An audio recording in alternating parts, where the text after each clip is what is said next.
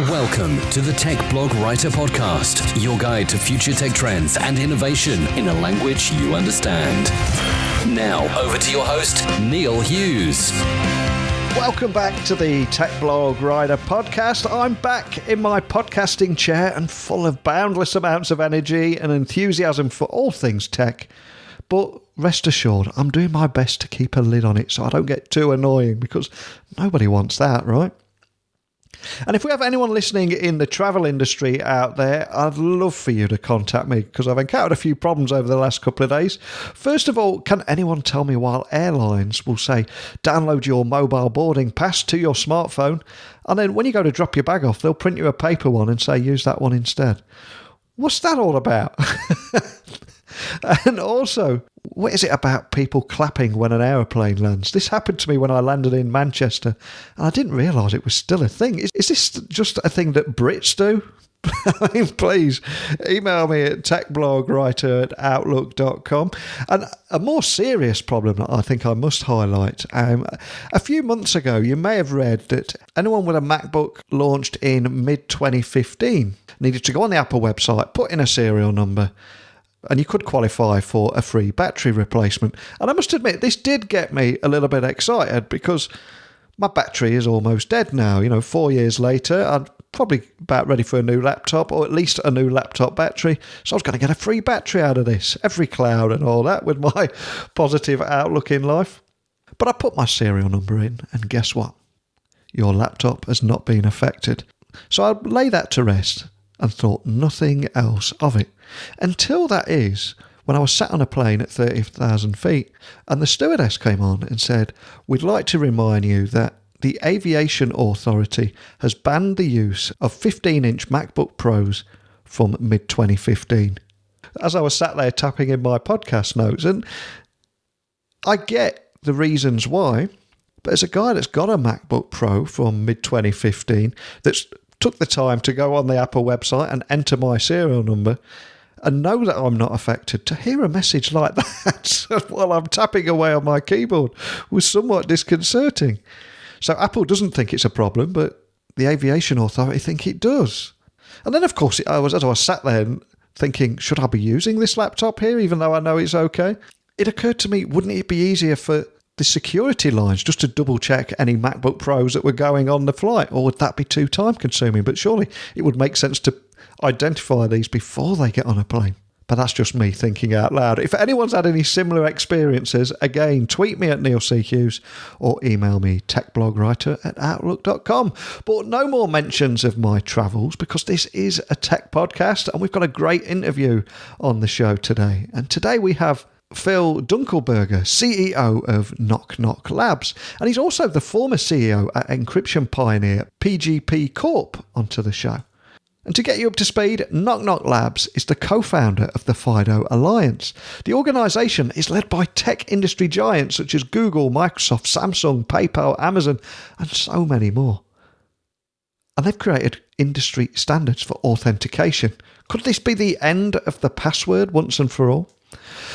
Well, with over 30 years of tech security industry experience, I'm looking forward to chatting with him and finding out more about his story and the great work that they're doing there to make everybody's lives a little bit easier. So buckle up and hold on tight so I can beam your ears all the way to San Francisco so we can speak with Phil Dunkelberger, who has a wealth of perspective that he's going to share with us today around privacy, tech policies, and so much more. So a massive warm welcome to the show, Phil. Can you tell the listeners a little more about who you are and what you do? Yes, my name is Philip Dunkelberger. I'm the president and CEO of Knock Knock Labs. Knock Knock Labs was formed with an idea that we could build a plug-and-play capability for the internet to solve the authentication problem. And most of your listeners will equate the authentication problem out there as passwords. Can we get rid of this much maligned nuisance and replace it with something easier, a touch, a swipe, a selfie, some other easier way to identify yourself? So we were the pioneer in the area, and we're working diligently on that standard so the world can enjoy a passwordless free experience when they're computing. So, as the CEO of Knock Knock Labs and former CEO at encryption pioneer PGP Corp, I've got to ask, what put you on this path initially? Because I've got a feeling there's got to be a story behind how you got where you are today.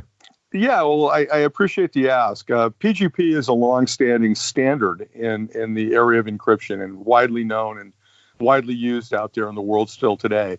And it was from the PGP experience where we first made PGP a standard or introduced it as a standard way to encrypt both email files and ultimately shared files.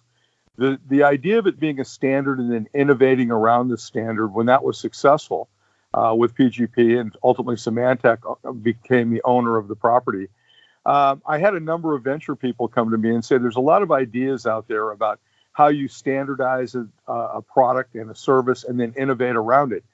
What are some of the ideas that you've seen that might be interesting in the future? And I thought a lot about that because standards have been a great way to move the industry forward. My experience goes back to starting with Xerox that introduced Ethernet as a standard, the most common way people network today. And that idea has always carried through with me in my career.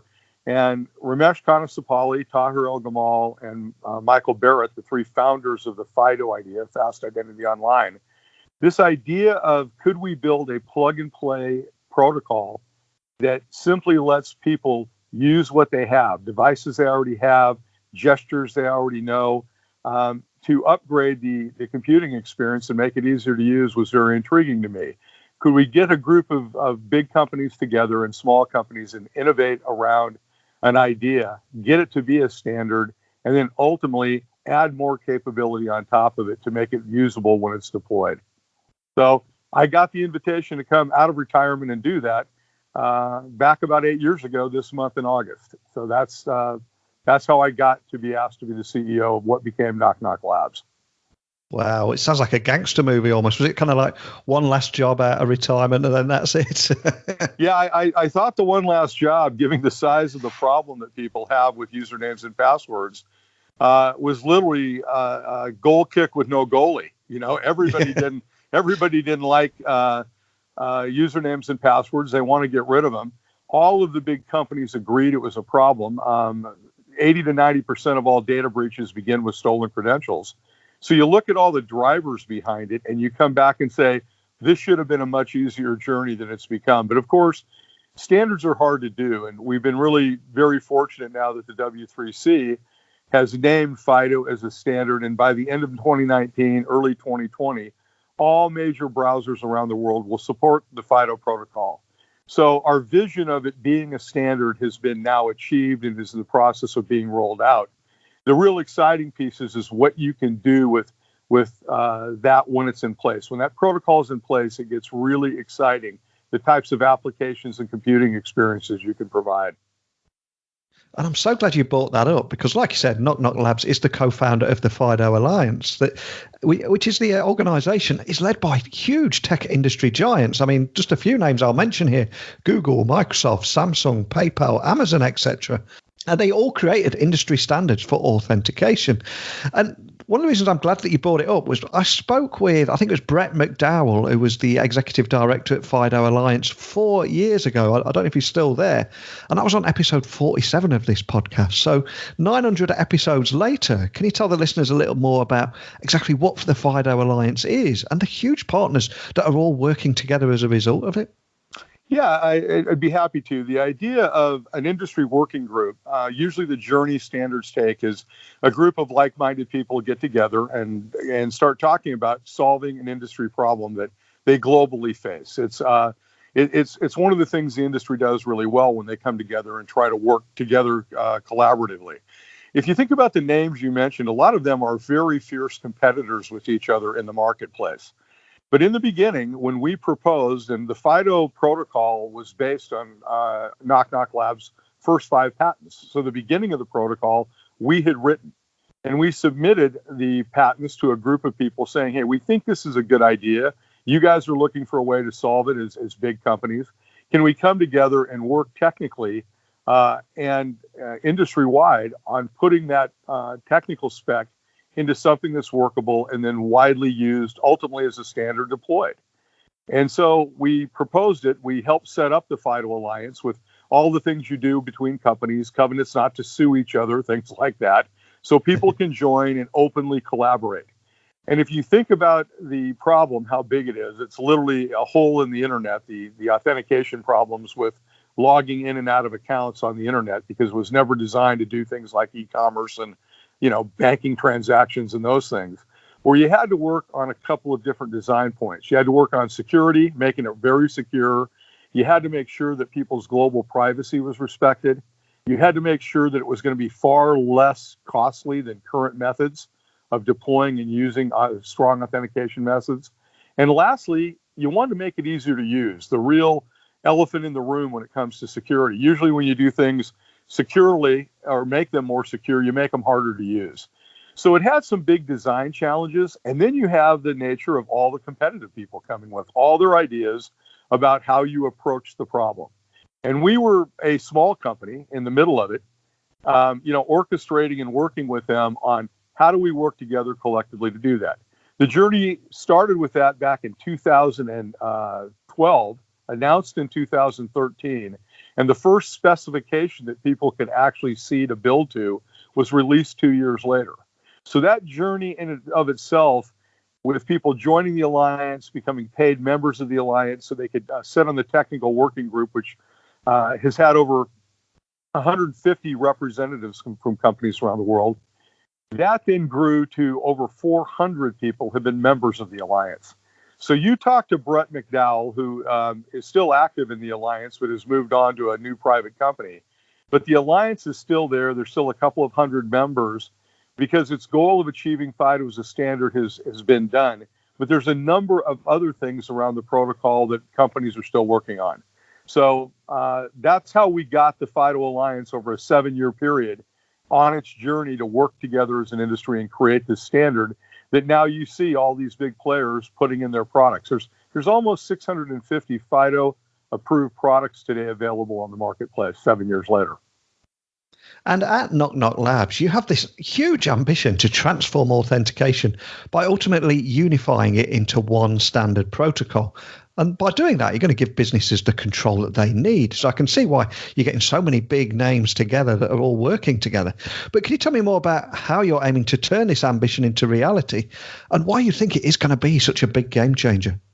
Well, if you start back all those years ago, we were like, when it was announced in 2013, you were looking at people had heard of PayPal, Lenovo, those two big players. And then there were small players. And we were one of the small players, even though we invented the protocol and proposed it as putting together this alliance. When I say knock, knock, what do you say back to me? Who's there? Exactly.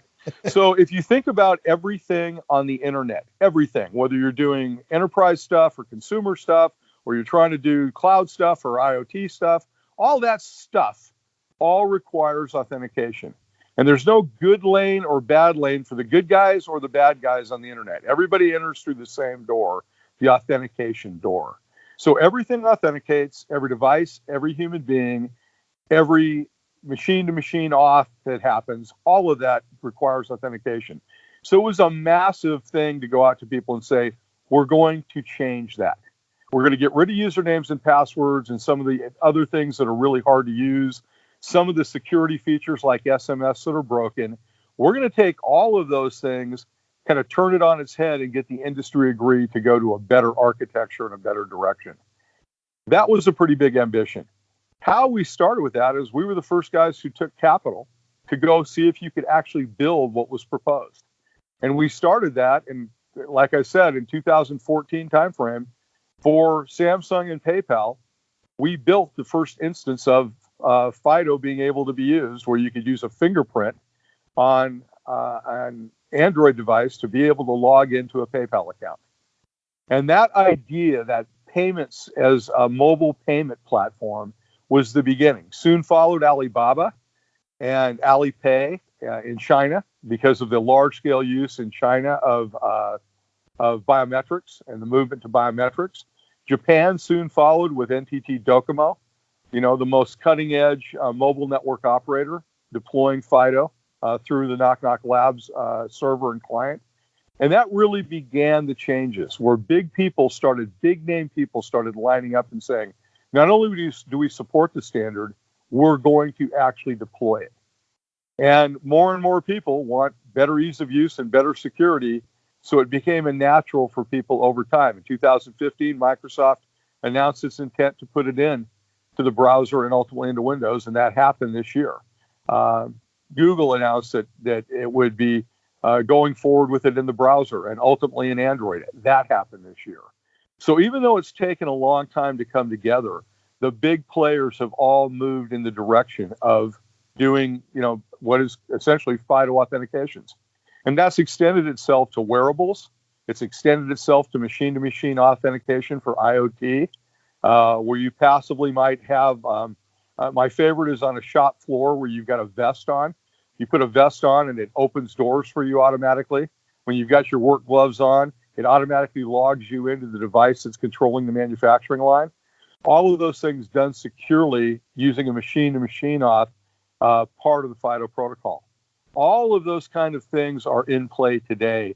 We at Knock Knock have generated between our clients in China, Japan, which are really the two market leaders of deploying China. We have over 300 million FIDO users in those two countries. And if you go to North America and now the rollouts we're doing in Europe to meet specs like PSD2 and GDPR, we're just seeing the numbers grow and grow. And that's just the Knock Knock numbers. So it's pretty transformative, and actually in internet scale and time has happened pretty quickly.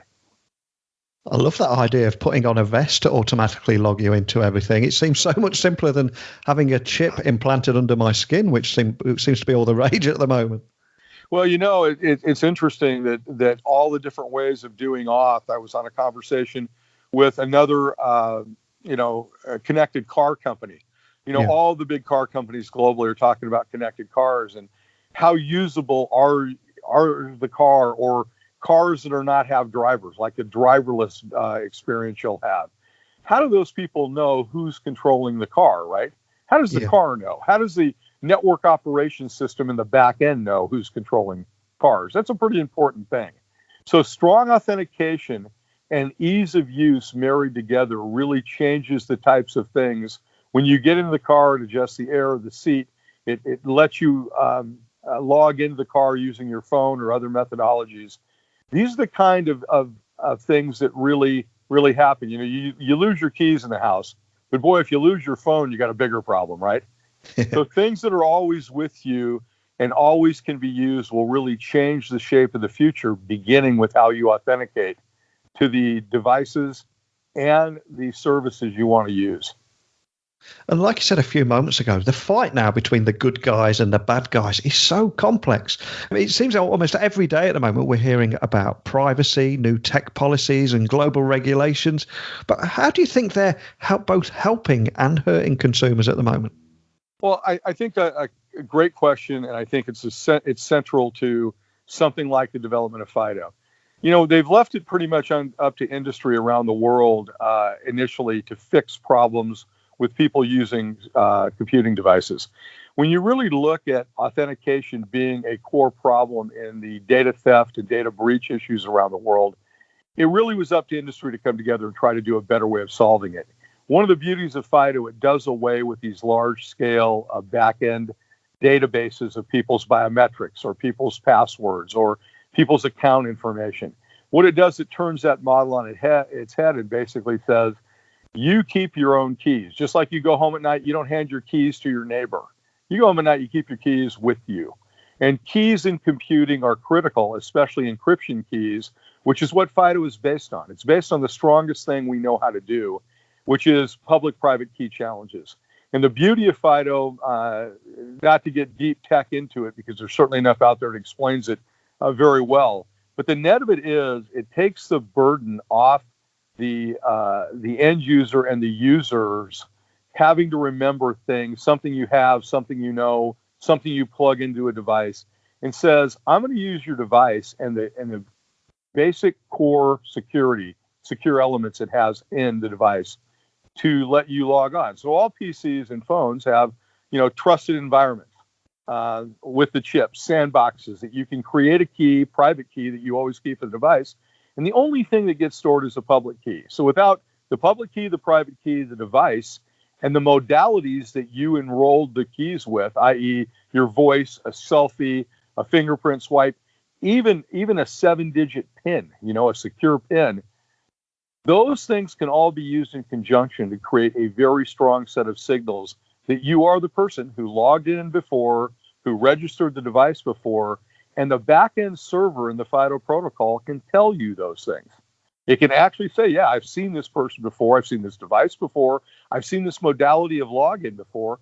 But oh, by the way, if I'm not sure about any of those things, up to and including you calling the call center, right, going back to, a couple of hundred, years ago technology almost, you can say to people, I'm not getting good, strong signals to authenticate you. But they're much stronger than typing a username and password, and I think this is the phone, because I can mimic a phone and I can steal your password. Really hard to mimic a crypto key. So the beauty of FIDO is based on the strongest set of capabilities we know how to provide, public-private key challenges, and it's based on an idea that at the endpoint, you, the user, should use the most comfortable ways that you want for logging into various services. And you've mentioned things like the vest that enable people to log on automatically, and in the future, the work that you're doing around browsers. But what's next on the horizon for end-user authentication? And what kind of challenges, benefits, or unique use cases are you actually seeing out there at the moment? Well, we'll come back to that in just a second. The horizon is rich in both modalities of logging in. You've heard of behavioral biometrics, how I hold my phone, how I speak into the phone volume-wise, how I touch the screen, how I type on a keyboard. These are all behavioral biometrics, as they call them, or clues that FIDO, as an example, can use to log you in. It doesn't need a username and password or an assertion. It can basically use geofencing and location along with that, proximity to your device themselves, how you walk with your phone when you're walking or moving, because it's got a gyroscope in it. All of these things permit those kind of future logins to happen seamlessly. That's one set. That's one set of the future. Some people, back to regulations, in GDPR and PSD2, they want an assertion. They want you to be able to say, this is the first factor of auth. I have the same device, and I know a password. And in the case of PSD2, the banking spec, it's not a password. It's you need to make a strong authentication. So I swipe my finger, but they want you to also be able to do in authentication step up. Have you ever had an issue where something you're trying to do doesn't log you in? We all have. And usually the remedy is called the call center. Well, in this case, it might be you registered your fingerprint and I'm not getting a clean signal from your phone. Why don't you snap the selfie, because you also registered a picture of yourself? Why don't you touch the picture button and take a selfie and send it? That's an in-process step up you've just done. You've given them another factor of authentication. And FIDO makes that really easy to register and do. So the back-end server providers with services, the world is full of people with devices looking for services today. It's really not consumers or enterprise users. It's just a mass of people with devices looking for services. Whether it's a phone, a tablet, a kiosk, whether it's a router talking to another router in the infrastructure, all of these things are authenticating, and they're looking for a stronger, easier way to do it. The legislation has kicked in a perfect storm around the world of saying you got to keep people's personal information private, i.e. keep their keys private. You've got to keep methodologies that are upgradable and usable for the future, so we don't have to keep rewiring the house every time we want to change a wall socket. All of those things play into the strength of FIDO providing that new capability. Some of the cool applications that we've put in. We have a call center where you can literally walk up to the door of the call center. The phone logs you in because we support machine-to-machine auth or device-to-device auth. It lets you in the building, and it automatically in the back signals what workstation you're going to work out of that day. So while you're walking there, it's loading the workstation with the tools you'll need to do customer service in that particular region of the world. When you get in proximity, it logs you in automatically. Now, you've done nothing but walk in the building so far. When you get up and leave your workstation to go to the loo or to go to lunch, it automatically logs you out. So there's no customer data present for anybody to look at. When you go down to the cafeteria, you select your food, you walk through the line, and it automatically bills to your phone. And when you go home at night and you go to log out, all you do is collect your belongings and leave. It then logs out, updates all the logs. You've done no login that entire day. Wow, that's incredibly cool, isn't it? Yeah.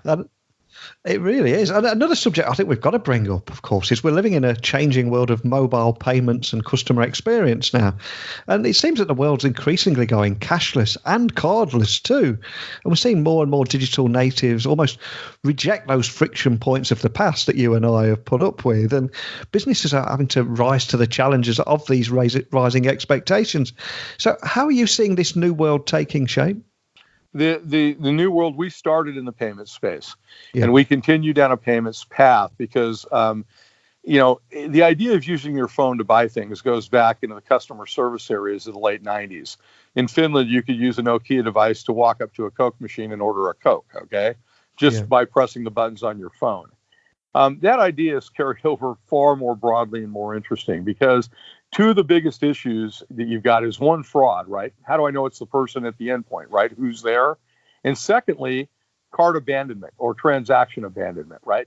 You get in the middle of something, you get interrupted, or in fact, it's asking you for more information. You don't have it and you've got to go look. I don't know if you've ever been trying to buy at Christmas time or in the holidays, you want to buy something.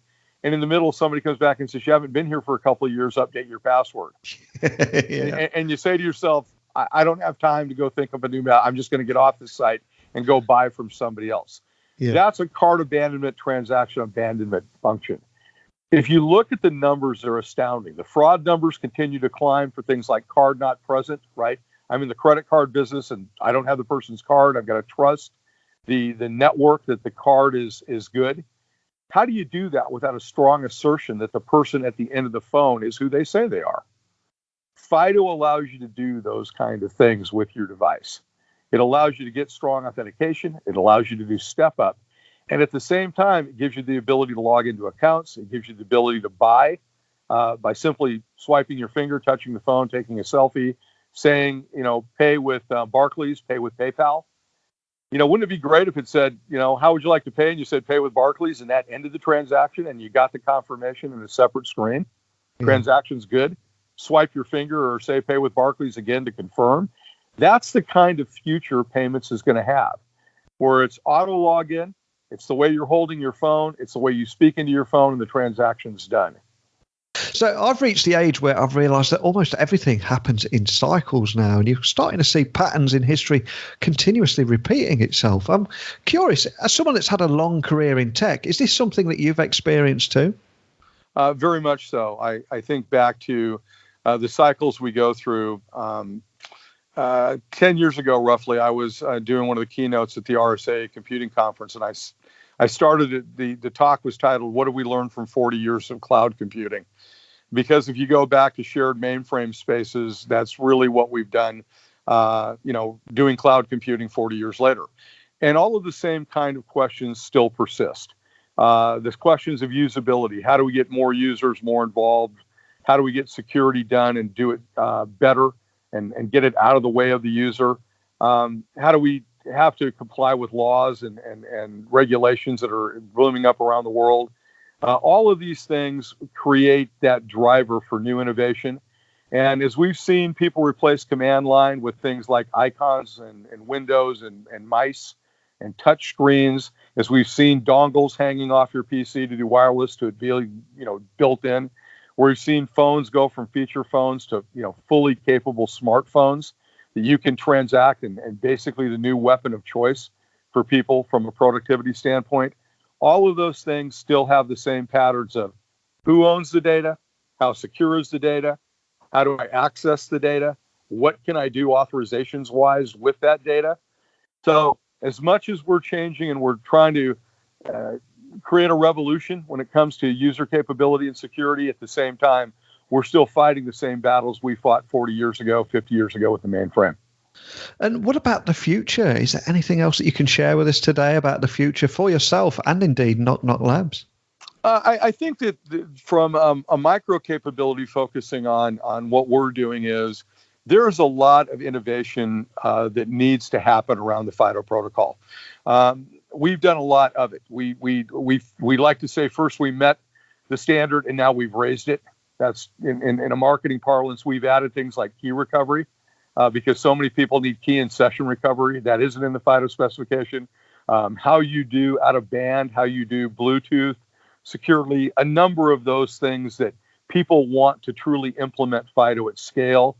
That's really our future. Is more and more applications are coming online, more and more businesses are coming online. The difference between doing FIDO for a fintech or a bank is way different than doing it for heavy manufacturing and or something like a connected car in the transport business.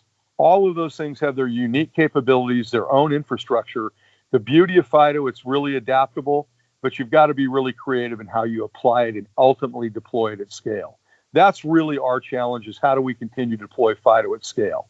The challenge, I think, for the future of authentication is the type of rich applications that will come when you're not typing a username and password in, when you're not having to carry around 2 or 3 different dongles to plug into your phone or your laptop. That's going to change user behavior. And just like we saw by changing user behavior from a command line to mice and windows, productivity will continue to rise, things will get easier, and we'll get the internet to a better place. But the beauty about tech is there's always some smart guy somewhere like Ramesh Kanasapali, whose vision it was, who founded Knock Knock Labs and the FIDO Alliance, is that we can make it better for the people using the systems. And I think that's the promise of the future. There's better days coming. Absolutely. And a huge thank you for coming on and joining me today. But before I do let you go, could I ask that you remind the listeners of where they can find you guys online at Knock Knock Labs and find out more information about FIDO, of course, and contact a member of your team if they do have any questions? Yeah, for FIDO, it's the FIDO Alliance, www.thefidoalliance.org. Knock Knock Labs is www.knoklabs.com. You can find us on Twitter. You can find the FIDO Alliance on Twitter. Ours is at Knock Knock Labs. So variety of ways of search. And if you put Knock Knock Labs in, we're usually the first guys that come up. So. Excellent. Well, I always say at the end of every episode that technology works best when it brings people together. But I love what you guys have done here. You've used technology to unite the world's most fierce competitors to solve a problem together. That on its own requires great kudos. But a big thank you for coming on and sharing your story and everything that you're doing there. Thank you so much. I appreciate the time, and I hope the listeners get an appreciation of all the hard work the industry is trying to do to help them. Thank you again so much. Wow, I don't know about you guys, but I learned so much there. From how privacy, tech policy and global regulations are both helping and hurting consumers, to what's next on the horizon for end-user authentication, getting rid of passwords, and also the challenges, the benefits, and those unique use cases. And also, the challenging world of mobile payments and customer experience is another topic that's very close to my heart. It's something that I covered in my weekly tech column over at Tech HQ. So check that out if you have time, if that's something that interests you too. But I also love the fact that Phil is a huge history buff. And the older I get, I do realise that everything happens in cycles. And I do think we could learn so much from our past. But if you have anything to add to our conversation today, you want to ask me a question or indeed anything at all, remember, email me, techblogwriter@outlook.com, visit my website, techblogwriter.co.uk. You'll find all the podcast episodes and you'll find links to all the social channels at the bottom of the site if you need to contact me or DM me on any of those too. So I've got to say, it's good being back in my podcasting chair and look forward to doing it all again with you tomorrow. But I don't want to burn myself out. So all that's left for me to say is a big thank you for listening. And until next time, don't be a stranger. Thanks for listening to the Tech Blog Writer Podcast. Until next time, remember, technology is best when it brings people together.